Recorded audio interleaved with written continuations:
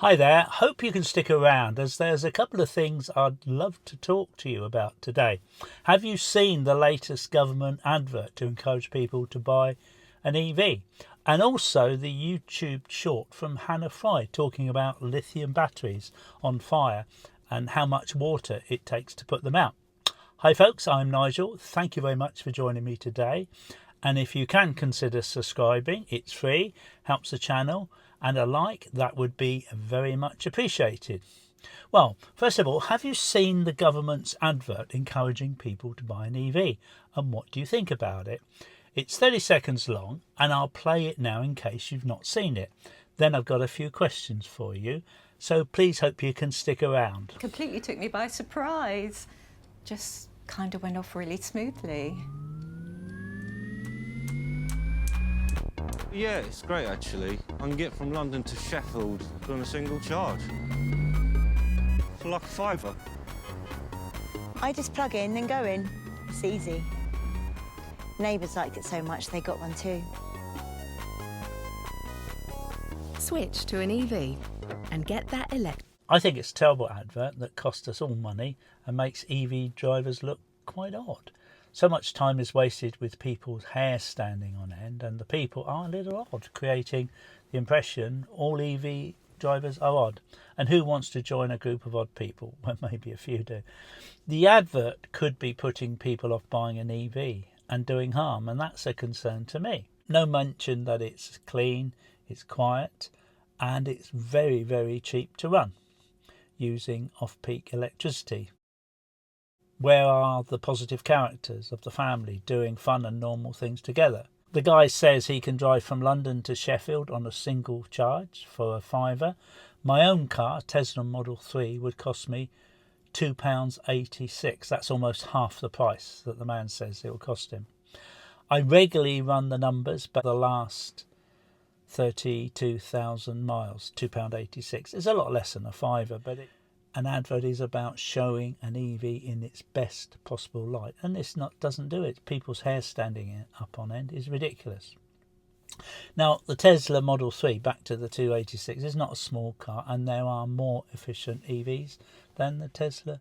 I can think of an awful lot of people that would do a great advert. Jack Scarlett from Fully Charged. In Korea. We're here to drive two of Kia's latest and greatest new EV creations. Hopefully by now you've already seen our video on the PV5. If you haven't, spoiler alert. Imogen. Which is it, with a little help from our friend of this, the Volvo EX60. I have gradually been trying to work out how I can muster up the funds to purchase. Or many YouTube. Hair charging to the few minutes it takes to fill up a petrol car. There is thunder and literal lightning. What's up, electro heads? I'm not in London today. No. Can you guess where I am? I have a very famous landmark behind me. That's the Rhintum. Yeah. In the advert, there's no one charging at home or public chargers. No one charging at work, in an apartment, terrace houses with pavement drains. There's no people saying they're never going back to petrol or diesel. There's no one saying how quiet EVs are, how clean they are, how much better they are, and they're not going back. I know you can't do everything in 30 seconds, but so many opportunities were missed in this advert, and I hope they do better with future ones. It's almost as if the people making the advert didn't believe EVs were any good. They were obviously not EV drivers. I can imagine the top executives in the oil companies having a good laugh about it, and they probably couldn't make a better anti-EV advertisement themselves if they tried. But maybe I'm exaggerating. What do you think? Please leave a comment down below. Take a look at this video. If you have a fire, a lithium battery fire, as the cathode itself starts to break down, it releases oxygen. Oh, so it's self-oxygenating from the inside, so you can't just cover it in sand. You can't just spray water on it. No, because you know what happens with lithium? Tesla's own firefighter guide, right, says that a battery fire can need 3,000 gallons of water and take up to 24 hours. One Texas crew apparently used 28,000 gallons of water to put out a single car, which is a month's worth of their water, over 7 hours. You can use water. The amount of heat released is so high. You just need more and more Yeah. water to keep it. I mean, these are burning past like 1,000 degrees centigrade. Okay. Yeah. Also, by the way, you can leave them and then they can reignite days later. The rest is misinformation. I'm a big fan of Cambridge maths professor Hannah Fry. I subscribe to her channel and enjoy what she has to say.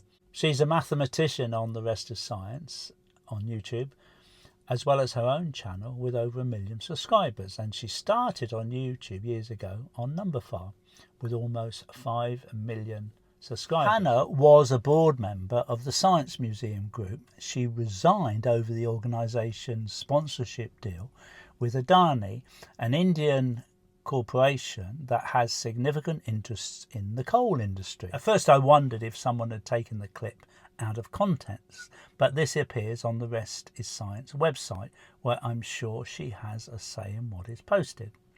But what she didn't say is electric vehicles are between 40 and 60 times less likely to catch on fire. She talks a lot about putting fire out with water, but we were putting out fires with water back in the Stone Age. Now we have technology, and removing the air with a fire blanket is a very effective way. But there was no mention of that. Disappointingly, especially this was on a channel called The Rest is Science.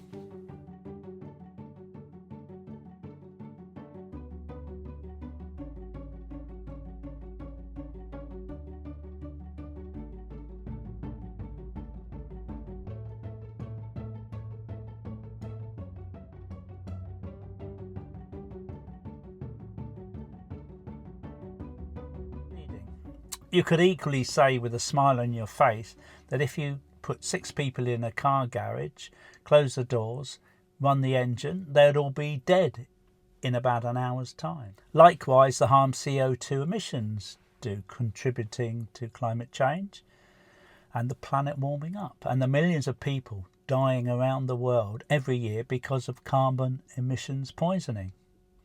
What do you think? Please leave a comment down below.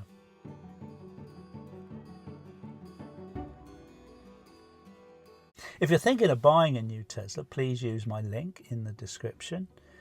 You and I will receive some free supercharging. This works in any country. If you can charge at home, you can get a good nighttime rate that Octopus Energy offer. And so you can charge around 2p a mile.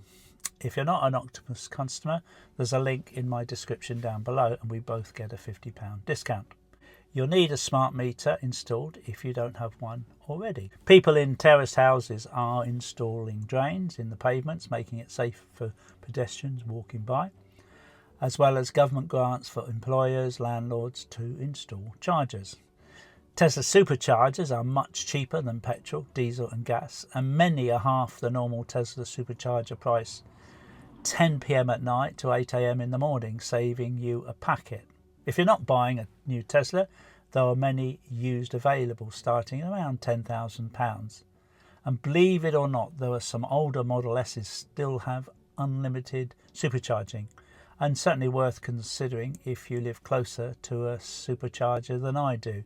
They're now about 10 years old, but many are doing 3, 4, 500,000 miles. Please don't forget to take your reusable coffee and tea mug wherever you go, as single-use paper cups are not recycled and only add to the landfill or are burned. Most coffee shops give you a discount if you're not on a motorway, and it can soon pay for itself. Or even faster, make tea or coffee before you leave home. Hope you can subscribe. Please leave a comment down below. It really does help the channel and it's free. Thanks very much for getting this far. Drive safely and I'll see you next time. Bye for now.